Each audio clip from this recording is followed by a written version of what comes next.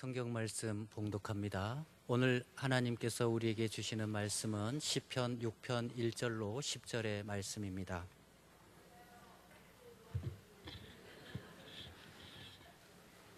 시편 6편 1절로 10절의 말씀입니다. 들리십니까?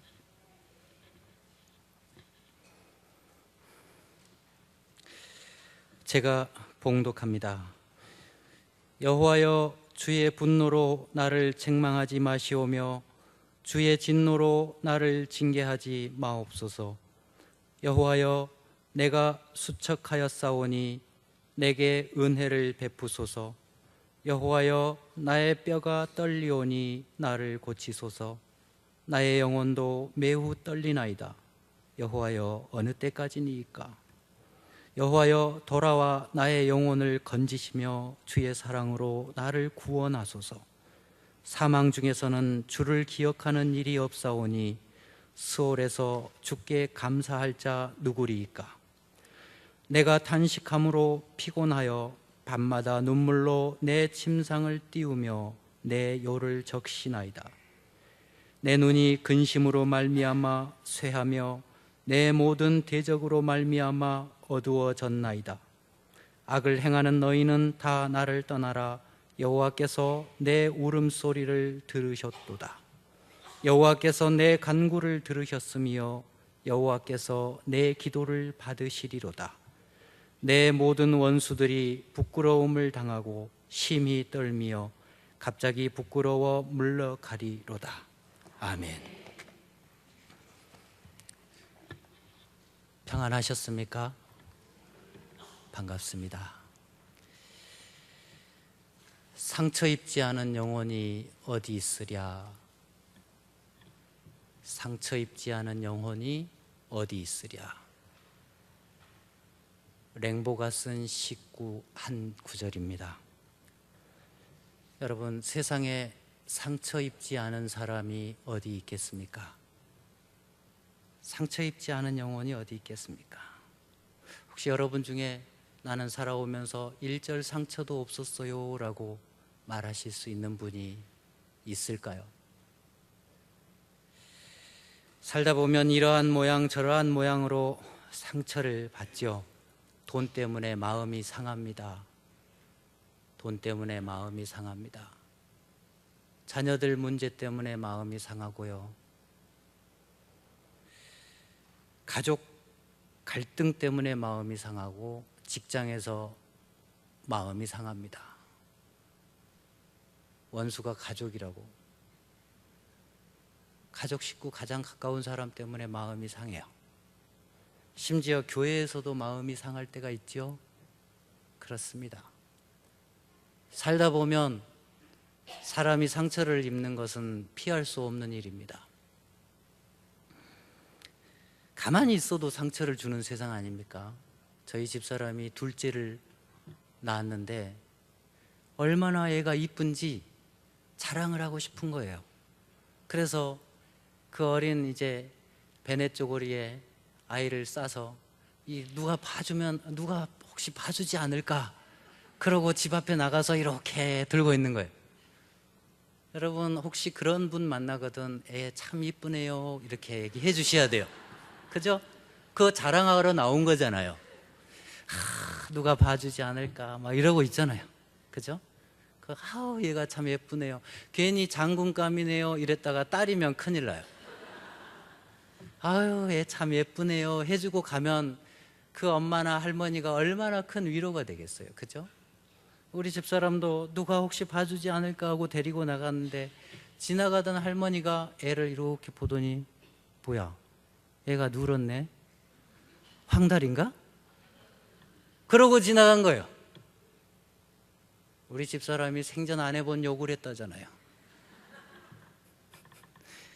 내 자랑거리도 상처를 주는 게 세상이에요.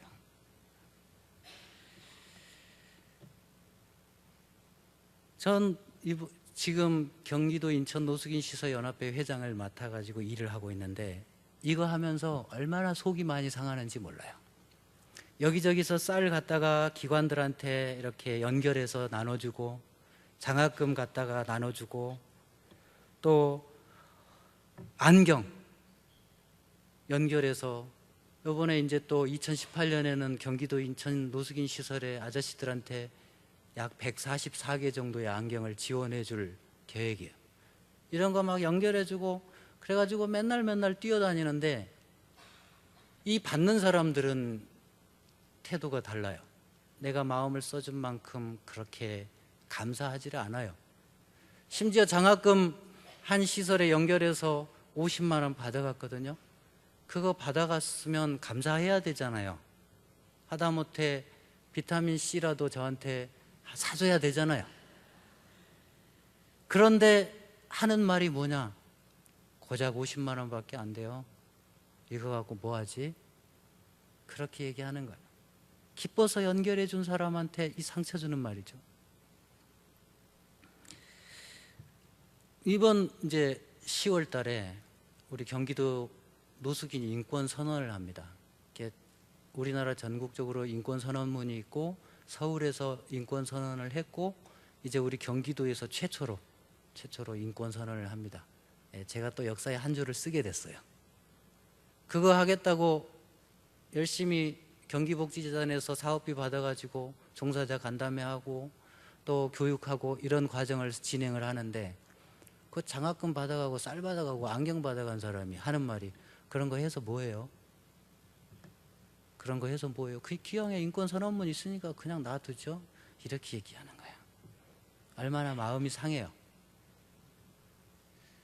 그래도 그냥 하나님이 나한테 맡기셔서 하신 일이다 생각하고 끝까지 해야지, 이렇게 참고 있는 거예요. 언제 터질지 몰라요. 턱주가리를 그냥 한 방 팍. 여러분, 열심히 봉사하고 헌신해서 남에게 수고해서 유익을 끼쳐줘도 상처 주는 세상이죠. 그죠?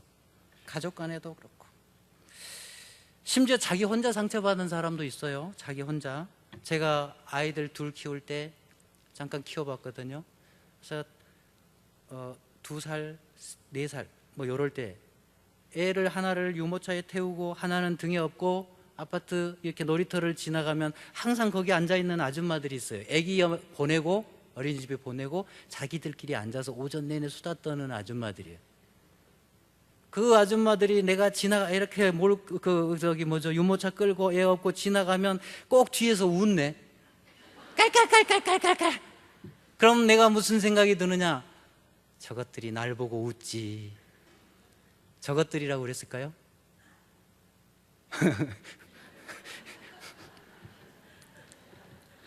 자기 혼자 상처받는 거예요. 뭘 날 보고 웃었겠어요. 이런 사람은, 자기 혼자 상처받는 사람은 축구장 지나가면서도 상처받아요. 왜냐하면 축구 선수들이 모여가지고 자기네들끼리 작전회의하고 있는데 지나가면서 뭐라고 생각하냐면, 저놈들이 모여서 내 욕하지. 지 혼자 상처받는 거예요. 여러분, 자기 혼자 스스로 상처받는 연약한 심령이든 열심히 봉사해도 돌아오는 게 상처뿐이든 내 자랑거리를 남이 디스해서 상처를 주든 어쨌든 세상살이에 상처가 있는 것은 어쩔 수가 없는 일입니다. 예수님을 믿는 사람도 마찬가지고 예수님을 안 믿는 사람도 마찬가지입니다. 여러분은 어떤 상처를 가지고 아파하고 계십니까? 아직도 혹시 상처 때문에 아파하고 계십니까? 여러분, 중요한 건 이겁니다. 상처를 입는 아픈 일이 있었느냐 없었느냐, 이게 중요한 게 아니고 그 상처에 대해서 내가 어떻게 반응하느냐, 이게 중요해요. 내 인생에서 돈 문제로, 자녀 문제로, 건강 문제로 이런 걸로 상처가 있느냐 없느냐, 이게 중요한 게 아니라 거기에 대해서 내가 어떻게 반응하느냐가 중요해요. 내가 반응하는 것에 따라서 내 인생이 달라집니다. 내 인생이 달라지는 건 상처 때문이 아니라 상처에 대한 반응 때문에 달라지는 거예요. 우리가 어떻게 반응하느냐, 그게 내 인생을 만들어가는 겁니다. 어떤 여자분이 남편하고 속상했어요. 다음 날 백화점에 갔습니다. 하루 종일 돌아도 피곤하지 않는 곳이죠? 맞죠? 속상해서 하루 종일 거기서 도는데 어느 옷가게를 들어갔더니 점원이 50만 원짜리 옷을 권하는 거예요. 자기 형편에는 살 수가 없어. 눈요기만 하고 가려고 그러는데 이 백화점 점원이 귀신 같은 쪽집게라. 아유 사모님, 맨날 사는 것도 아니고 어쩌다 한번 사시는 건데, 그리고 남편들은 나가면 하룻밤에 5, 60만 원씩 쫙 카드 긁어서 술 먹고 오잖아요. 이 아줌마가 그 말에 위로를 받은 거예요. 자기도 카드를 확 긁어서 사온 거예요. 여러분, 절대로 백화점 점원의 위로에 속으시면 안 돼요. 여러분의 상처를 백화점 점원의 위로에 맡기면 안 돼요. 카드값이 날아오는 거예요. 여러분, 그렇게 해서 마음을 자꾸 풀고 상처 입은 걸 치유하고 회복하고 극복하려고 노력하다 보면, 그런 것에 의지하다 보면 중독됩니다.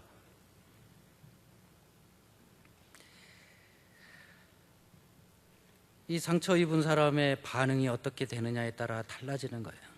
저희 센터에 한 사람이 들어왔는데 자기가 하는 얘기가 그거예요. 사업을 하다가 망했어요. 앞이 캄캄해서 마포대교에 갔어요. 마포대교에 가서 뛰어내렸어요. 마포대교에서 뛰어내리면 거의 100 죽잖아요. 그런데 뛰어내렸는데 안 죽었네. 살아났어요. 야, 뛰어내린 것도 어려운데 살아난 것도 참 기적이다. 마포대교에서 살아나가지고 허우적대고 나왔는데 구조대원이 건져가지고 와서 사무실에 놓고 뭘 써서 주더래요. 딱 보니까 과태료 15만 원. 여러분, 마포대교에서 뛰어내려서 죽으려면 확실히 죽어야 돈 안 물어요. 15만 원 과태료 나온 거예요. 죽지도 못해 억울한데 과태료까지 물라는 거예요.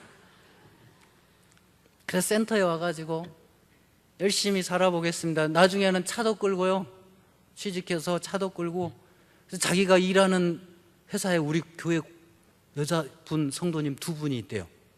보니까 이분들이 틈만 나면 전도지 돌리더래요. 그리고 점심시간에 밥 먹고 나면 둘이 앉아서 뭘 보시나 하는데 성경책 읽는 거예요. 여러분, 우리 교회 성도님들은 정말 대단하신 것 같아요. 그죠? 그 일터에서 성경책 읽고 있는 거예요. 그런 걸 보면서 센터에서 신앙생활 하면서 열심히 살아보겠습니다. 그래서 나중엔 차도 끌고 집도 얻어서 나갔어요. 자기가 사업에 실패한 인생의 상처를 안고 마포대교에서 뛰어내려서 죽었으면 인생 쫑 난 거죠. 또 죽지도 못해서 더 손해났죠. 15만 원. 손해만 나는 거예요. 그런데 다시 살아보겠다고 반응할 때 이 사람 살아나는 거예요.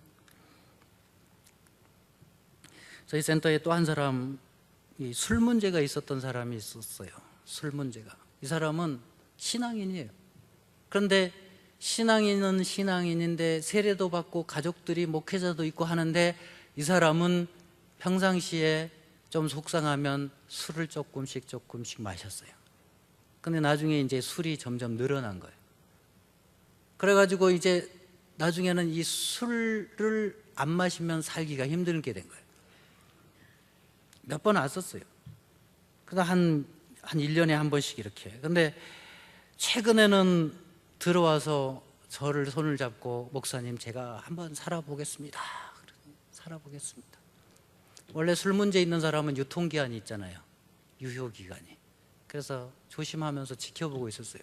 2달 반 동안 정말 열심히 살았습니다. 자기가 술 문제를 다시 빠지지 않기 위해서 자기 팀에 가면, 부천역에서 자기가 목수 기술을 가지고 있는데, 그 팀에 가면 하루에 일당이 30만 원이에요. 근데 그 팀에 안 간다는 거예요. 그리고 일당 5만 원짜리 잡일을 하러 다니는 거예요. 왜 그래서요? 그랬더니 거기 가면 술 먹으니까. 내가 다시는 술 문제에 빠지지 않기 위해서 일당 5만 원, 액수는 적고 고생스럽지만 이 일을 하겠다.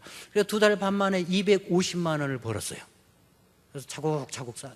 그러면서 내가 일하고 들어오면서 이 5만 원을 들고 오면서 센터에 맡길 생각을 하면 너무 기쁩니다. 막 이렇게 살아보려고 정말 몸부림을 치는 거예요.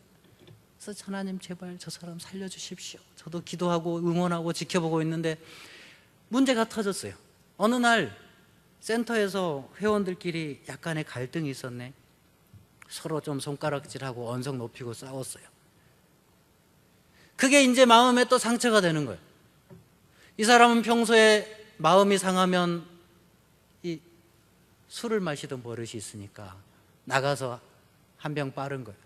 그때부터 빨려 들어가기 시작하는 거예요. 사라졌어요. 그 한겨울에 사라져서 어디로 갔을까 걱정되고 기다리는데 안 들어와요. 제가 부천역을 겨울에 밤에 돌고 있는데 앞에 가고 있는 거예요. 까만 봉지 하나 들고. 쫓아가서 왜 여기 있냐, 왜 안 들어오냐 그랬더니 자기가 마음이 상해서 못 견디겠대요. 들어와라, 들어오세요. 자기가 오늘까지만 망가지고 내일 들어가겠습니다. 까만 봉지에 보니까 소주 2병에 바나나 우유 하나? 바나나 우유가 안주인가 봐요. 그거를 그냥 들고 온양여인숙으로 들어가더라고요. 부천역 가면 온양여인숙이 있어요. 혹시 여기 사장님 계신 거 아니죠? 우리 센터에서 거기 부천역 쪽에 많이 가시거든요. 며칠 있다가 들어왔습니다. 들어와서 이 사람 살고 싶다고 그러면서 제가 나가서 사실은 부천역에서 뛰어내렸대요. 전철 들어올 때 뛰어내렸대요. 근데 안 죽었대요. 안 죽었으니까 왔죠. 근데 이 사람도 딱지를 받았는데 15만 원. 그 딱지가 안 오르더라고요. 마포대교에서 뛰어내린 사람도 한 10여 년 전에 뛰어내려서 15만 원 받았는데 최근에 올 겨울에 올 초에 뛰어내렸는데 살아나서 딱지 받아서 15만 원. 그거 무슨 손해예요? 죽지도 못하고 돈만 물고. 그래 들어와서 버티는데 이 사람이 알코올 기운이 떨어지면 막 사람이 정신을 잃는 거예요. 뭔가에 막 미치는 거예요. 그래서 견뎌라, 버텨라. 병원에 가라. 병원에 좀 갔다 와라. 그래도 버티겠대요. 그럼 버텨라. 끝끝내는 못 버티는 거예요. 5만 원만 찾아주세요. 5만 원 가지고 와서 다시 술 빨고 들어오고. 이 가만 보니까 사람이 술이 자기가 술을 먹는 게 아니라 술이 사람을 막 빨아먹는 거야. 그 느낌이요. 막 사람이 술을 먹는 게 아니라 술이 사람을 막 빨아들이는 느낌. 막 블랙홀처럼 빨려가는 느낌이에요. 못 견디더라고요.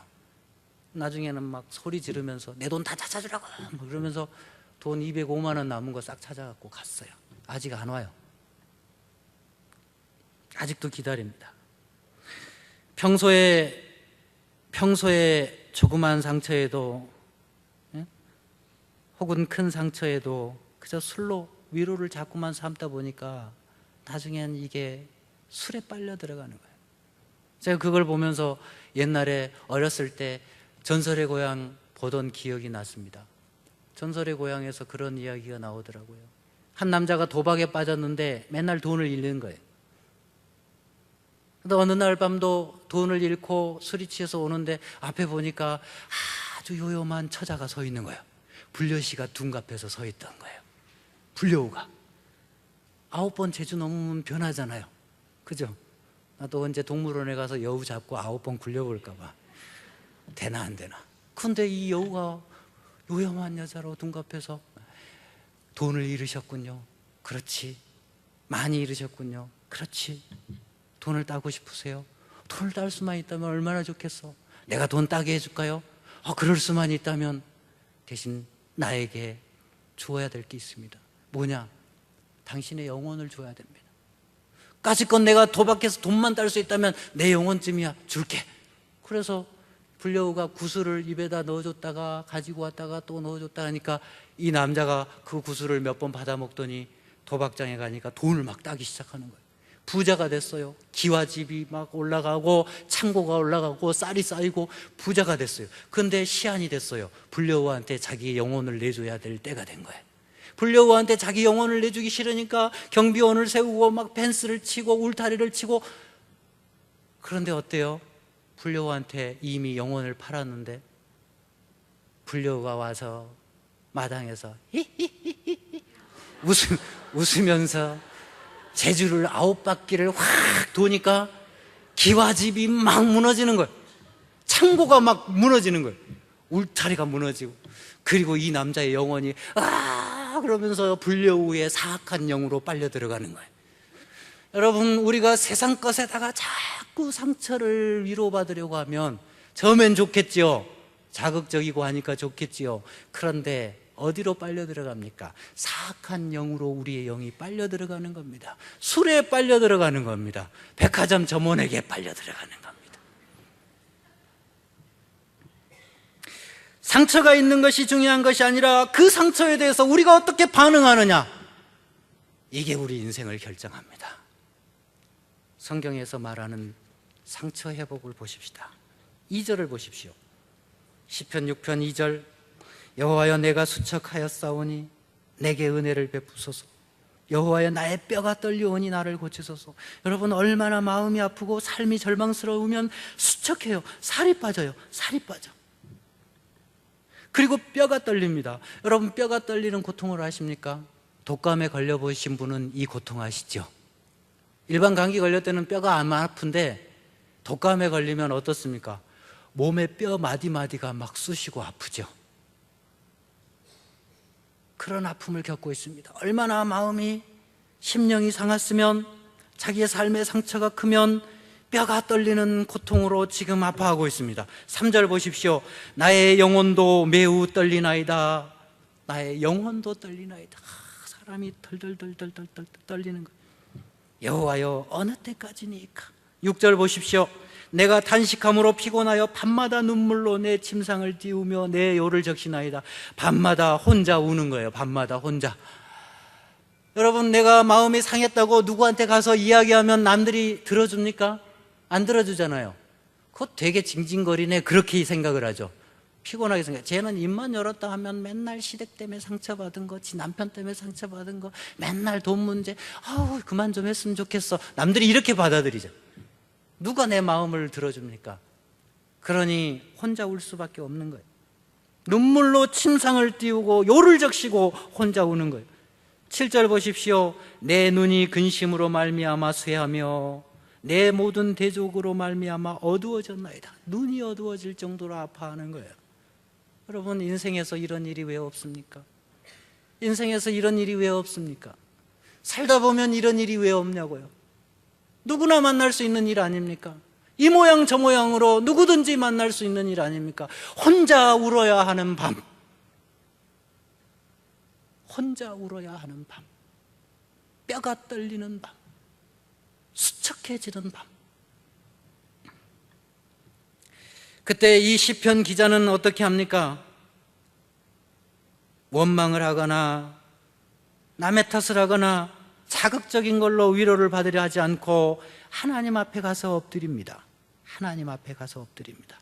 이 사람은 상처에 대한 반응이 하나님 앞에 가 엎드리는 걸로 나타납니다. 4절을 보십시오. 여호와여 돌아와 나의 영혼을 건지시며 주의 사랑으로 나를 구원하소서. 주여 내게 와 주십시오. 나의 영혼을 건져 주십시오. 9절 보십시오. 여호와께서 내 간구를 들으셨으며 여호와께서 내 기도를 받으시리로다. 하나님이 내 기도를 들어주셨다. 하나님이 내 기도를 들어주셨다. 다시 말해서 하나님이 내 아픔을 받아주셨다. 내 이 속상하고 절망스럽고 아픈 마음을, 아픈 삶을 하나님께서 받아주셨다. 그분이 내 기도를 들어주셨다라고 고백하고 있습니다. 하나님이 어떤 분입니까? 십자가에서 우리를 위해 죽어주신 분입니다. 십자가에서 내 너를 위해 죽어주신 분입니다. 그 주님께서 내 아픔을 받아주신 겁니다. 이 사람의 삶이 어떻게 바뀌겠습니까? 사악한 영에 자신의 영혼을 뺏기겠습니까? 아니지요. 하나님께 자기의 영혼을 드릴 것입니다. 하나님께서 그 영혼을 품어주실 겁니다. 어떤 영에게 자신의 영혼을 바치느냐에 따라 자기의 인생에 비치는 빛이 달라질 것입니다. 제가 오랫동안 신앙생활 하시는 이 권사님들을 보면 참 존경스러워요. 이제 그 나이쯤 되시면 얼굴에서 나타나세요. 평생에 힘들고 어려운 일들, 아픈 일들 겪고 또 겪고 참으면서 어떻게 하셨을까? 기도하신 거예요. 기도한 얼굴은 나이 들수록 다르고, 기도한 삶은 나이 들수록 다르고, 그 자손들이 달라지는 걸 보게 됩니다. 남을 원망하고 세상을 탓하고 팔자 타령하고 슬퍼하고 징징거리고 술 마시고 이렇게 하게 사신 얼굴도 또 달라요. 확실히 나이 들수록 달라지는 겁니다. 그렇게 말하는 저는 어때요? 얼굴에 뭐가 있나요? 성질이 가득 차 있죠. 기도 좀 많이 해야 되겠습니다. 여러분, 심수봉 아시죠? 그때 그 사람, 요즘처럼 비가 오면 생각나는 사람, 비가 오면 생각나는 그 사람.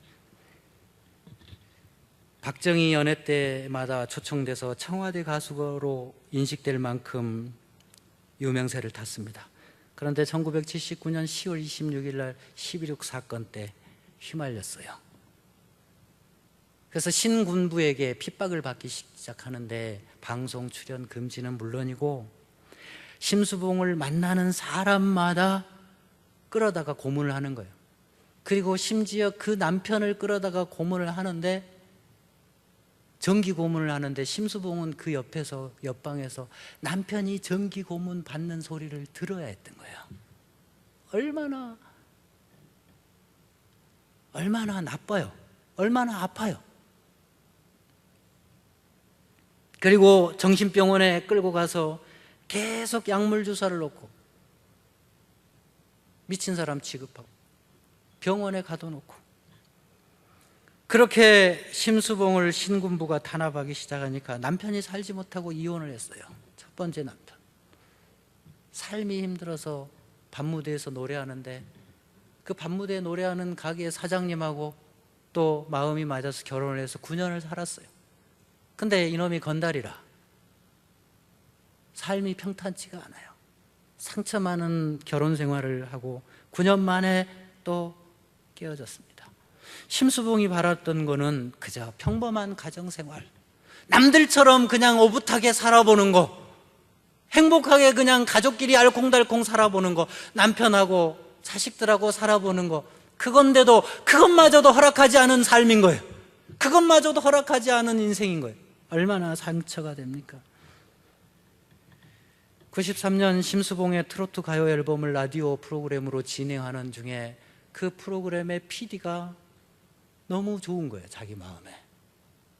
그리고 그 남자가 호랩이라는 소리를 듣고 마음이 뛰기 시작한 거예요. 사랑에 빠진 거예요.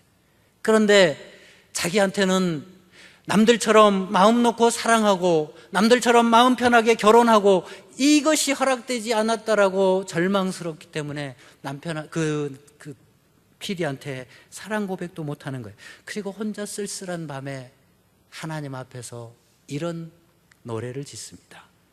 큐피드 화살이 가슴을 뚫고 사랑이 시작된 날, 또다시 운명의 페이지는 넘어가네. 나 당신 사랑해도 될까요? 말도 못하고 한없이 애타는 나의 눈짓들. 세상이 온통 그대 하나로 변해버렸어. 우리 사랑 연습도 없이 벌써 무대로 옮겨졌네. 생각하면 덧없는 꿈일지도 몰라. 하늘이여, 저 사람 언제 또 갈라놓을 거요? 하늘이여, 이 간절한 이 소망 또 외면하실 거요? 하나님한테 고백하는 노래인 거예요. 2절에는 그렇게 노래가 나옵니다. 생각하면 허무한 꿈일지도 몰라. 하늘이여, 이 사람 다시 또 눈물이면 안 돼요. 하늘이여, 저 사람 영원히 사랑하게 해줘요. 심수봉이 눈물로 침상을 적시고 요를 적시면서 하나님 앞에 엎드려서 곡을 쓴 게 이 노래라는 겁니다. 그 마음을 요 PD가 알아챈 거예요. 김은국 씨예요. 그 호랑나비 부른 말 김은국 씨 아니죠? 아싸 호랑나비 이거 아니에요. 그 PD가 그걸 알아챈 거예요. 그러면서 심수봉이 새로운 노래를 썼다고 하니까 불러보라는. 큐피드 화살이 가슴을 뚫고 사랑이 시작된 날, 또다시 운명의 페이지는 넘어갔네. 여러분 나중에 꼭 한번 들어보세요. 진짜 꼭 한번 들어보세요. 이거 심수봉 집사님의 신앙 고백입니다. 하나님을 향한. 나에게는 사랑마저도 마음대로 할 수 없는 이 아픔을 자기가 하나님 앞에서 엎드려서 고백한 거예요. 꼭 한번 들어보세요. 그리고 감상 포인트. 하늘이여 저 사람 언제 또 갈라놓을 거요. 하늘이여 간절한 이 소망 또 외면할 거요. 2절. 하늘이여 이 사람 다시 또 눈물이면 안 돼요. 안 돼요 할 때 심수봉의 소리를 잘 들어보세요. 눈물과 기도가 들어있습니다. 이 사람 다시 또 눈물이면 안 돼요. 하늘이여 저 사람 영원히 사랑하게 해줘.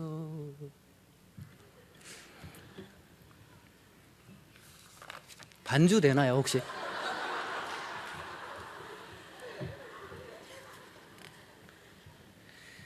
남들은 다 누리는 가정생활, 남들은 다 누리는 사랑, 그것마저도 자기 인생에서 허락되지 않은 이 아픔을 안고 심수봉은 남을 원망하거나 자기의 신세를 한탄하거나 자극적인 것에 자기의 영혼을 팔거나 하지 않고 하나님 앞에 엎드려서 기도하고 자기가 가진 재능으로 노래를 만듭니다.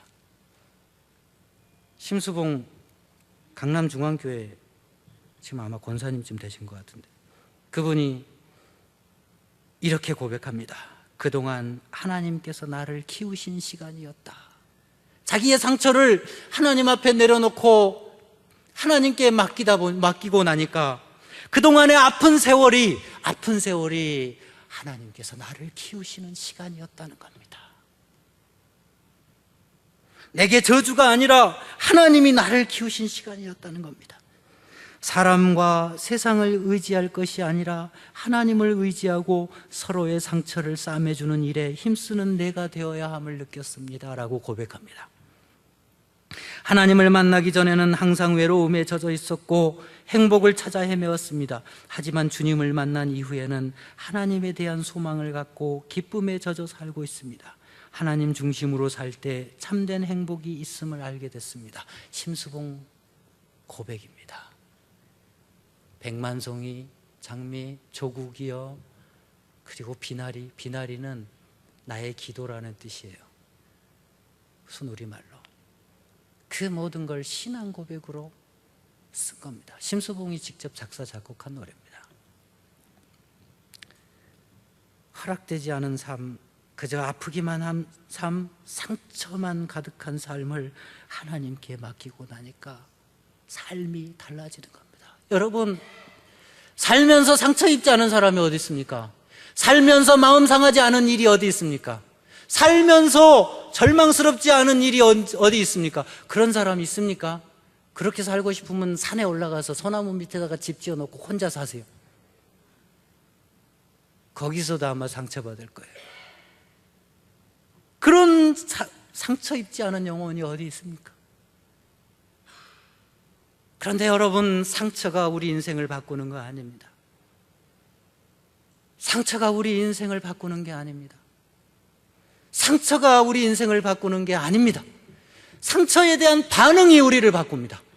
상처에 대한 나의 반응이 우리 인생을 바꾸는 겁니다. 내 운명을 결정하는 것은 상처에 대한 나의 반응입니다. 하나님 앞에 가서 엎드리고 내어놓을 때, 하나님 앞에 가서 엎드릴 때, 내어놓을 때 우리 삶이 달라지는 것입니다.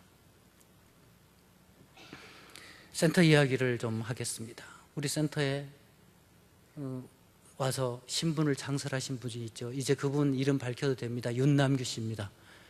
윤남규 씨가 2016년 12월 달에, 그러니까 그동안 50년 동안 이름도 없이 아버지가 누군지 형제가 누군지도 모르고 어느 날 자기가 철들어 보니까, 초등학교 5학년쯤 철들어 보니까 맨날 이 집 저 집에서 옮겨 다니면서 일 도와주고 두들겨 맞기만 하고 있더라는 거예요. 그래서 서울로 무작정 나와서 50여 년을 살았는데 신분도 없이, 주민등록 번호도 없이 그냥 그렇게 산 거예요. 부천 관내에서 사고가 나서 시청에서 사례 관리하면서 우리 센터에서 같이 있는 거예요.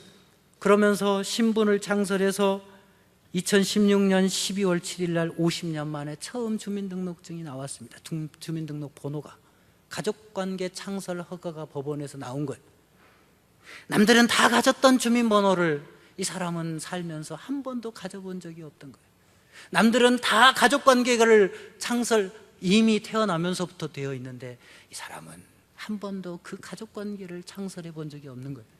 그렇게 이름과 생년월일과 주민번호를 얻고 가족관계 창설 허가를 받고 2016년 12월 7일 날 송년회 때 간증을 했습니다. 이 사람이 상동성전에서 신앙생활하면서 2016년 10월 16일 날 40주년 할 때 우리 교회 전 성도들이 보는 앞에서 세례를 받고 신앙을 고백합니다. 내가 하나님을 만나는 날 아버지 되시는 하나님이 나를 품어주실 것입니다. 이 땅 위에 부모님은 날 버렸지만 하나님이 아버지 되셔서 날 품어주실 겁니다. 내가 하나님을 만나는 날 왜 그렇게 아프게 살아왔는지 여쭤보고 싶습니다. 그날 설명해 주실 겁니다. 신앙이, 마음속에 신앙이 자리 잡은 거예요. 상처를, 아파온 삶을 하나님 앞에 내려놓은 거예요. 이 사람이 이제 근로조건부로 수급해서 퇴소를 했습니다. 2017년에 소식이 들려옵니다. 아내를 얻었어요. 그래서 제가 2017년 12월에 담임 목사님 모시고 송년회 하면서 결혼 축하식을 해줬어요. 돈 없으니까 결혼식도 못해서 결혼식 비스름하게 결혼 축하식을 해줬어요. 선물도 많이 사주고 우리 실로함 그리고 교회 성도님들 오셔서 축하해 주셨어요. 이번 5월 달에 우리 센터에서 부산에 캠프를 가는데 데리고 갔어요. 두 분 다, 부부를. 그러면서 제가 이제 신혼여행까지 제가 데리고 갑니다. 신혼여행으로 아시고 따라오세요. 그렇게 하고 났더니 이 부인이 불교신자인데 감동을 받은 거예요. 감동을 받고 상동성전 예배를 나오기 시작합니다. 잘 키워서 세례를 또 우리 담임 목사님한테 받으면 얼마나 좋을까 꿈꾸고 있습니다. 자기 아픈 삶을 하나님께 내어 맡긴 사람의 삶이 1년마다 달라지는 걸 봅니다. 신분이 창설되고 아내가 생기고 결혼 축하식도 하고 신혼여행도 가고 그리고 아내가 그 남편의 전도를 받고 예배에 나오기 시작하고 볼수록 두 분이 막 환해져요. 설마 그 나이에 애 생기는 건 아니겠죠? 걱정이 좀 됩니다. 그럼 애 돌잔치도 해줘야 되고 갈수록 태산이죠. 여러분, 하나님께 자신의 상처를 맡긴 삶은 자기의 마음의 위로만 받는 게 아니라 그 삶에도 기적이 일어납니다. 그야말로 바라고 바라는 복이 임하는 거예요. 그놈의 복권 안 긁어도 하나님께 맡기면 물질도 건강도 삶의 모든 것도 풀리기 시작하는 겁니다. 저희 센터에 한 사람만 더 말씀드리겠습니다. 우리 담임 목사님한테 세례받은 사람. 제가 늘 하는 얘기지만 담임 목사님한테 세례받으면 다 잘 되더라고요. 그만큼 신앙이 있는 사람들을 세례를 주신 것이기도 하지만 또 축복권이라는 것도 있어요. 그래서 보니까 다 세례받은 사람들이 잘 돼요. 저한테 세례받은 사람 하나 있었는데 안 됐어요. 저는 그것만 생각하면 상처가 돼요. 내가 그놈을 뭐하러 세례를 줬나. 그래서 자기가 절대로 교회 와서는 세례 받기가 어렵대요. 절대로 못 하겠대요. 사람들 앞에서 쪽팔려서. 그래서 제가 그럼 뭐 저라도 한번 그래서 했는데 이게 아닌 거야. 그래서 저는 그때 목사님한테 말씀드리고 세례 주겠습니다라고 줬는데 이제 다시는 내가 내 손으로 세례를 안 줘. 담임 목사님한테 세례를 받겨야지.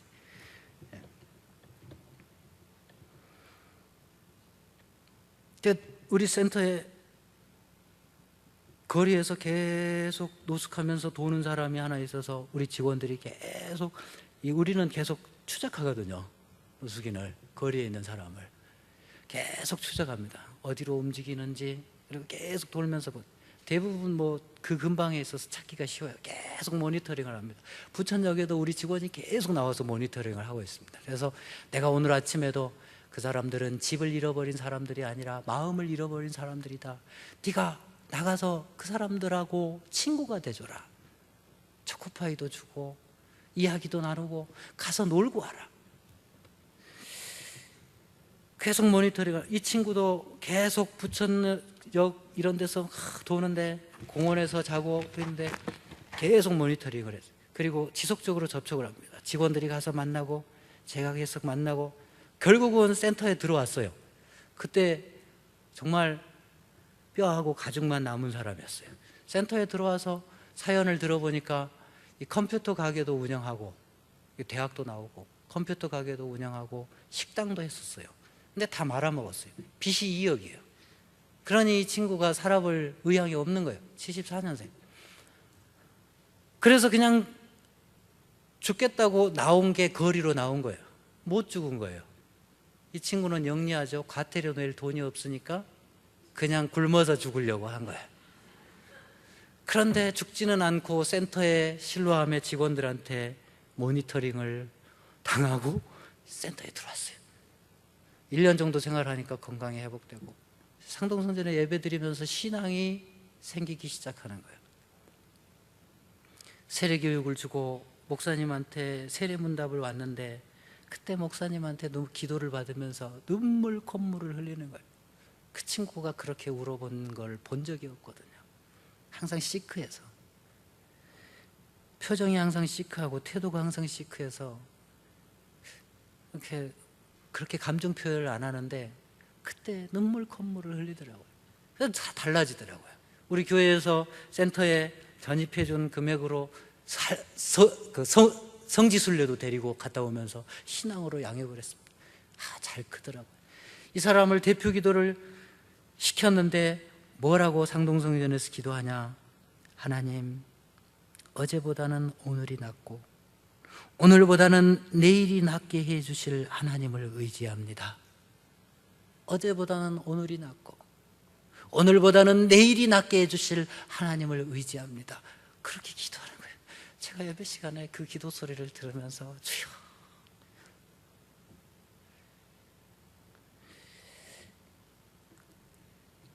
그 1년이 넘도록 일을 안 하더니 세례받고 성지순례 갔다 오고 세례받고 신앙생활이 자꾸만 잘 되더니 일하기 시작하는 거예요. 빚은 못 갚을지라도 그래도 살아보겠습니다. 자기의 상처를 하나님 앞에 내어놓은 사람의 삶이 살아나는 삶으로 바뀌는 것을 봅니다. 살아나는 삶으로 바뀌는 걸 봅니다. 자기가 고백했던 것처럼 오늘보다는, 어제보다는 오늘이 낫고 오늘보다는 분명 내일이 나아질 것입니다. 여러분의 삶에 어떤 상처가 있을지라도 그걸 끌어안고 절망할 것이 아니라 하나님 앞에 내어놓으십시오. 그러면 어제보다 오늘이 낫고 오늘보다 내일이 나은 삶이 우리 앞에 펼쳐질 것입니다. 얼굴이 달라질 것입니다. 은혜로 얼굴이 환해요. 네? 그죠?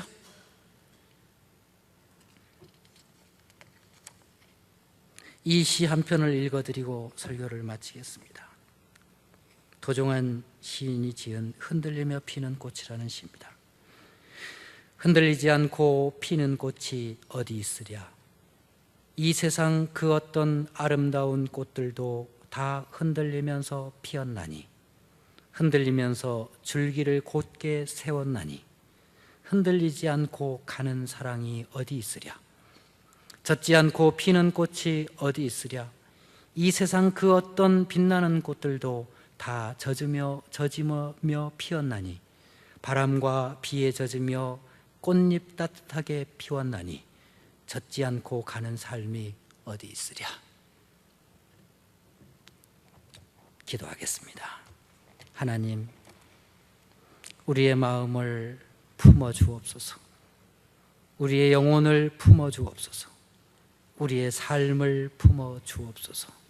저희들의 신앙을 도와주셔서 세상살이에 지치고 상하고 혹은 상처 입은 모든 것들을 하나님 앞에 내어 맡길 수 있게 하여 주시옵소서. 오직 하나님만이 우리의 위로가 되어 주시옵소서. 예수님 이름으로 기도드립니다. 아멘. 우리 찬양하겠습니다.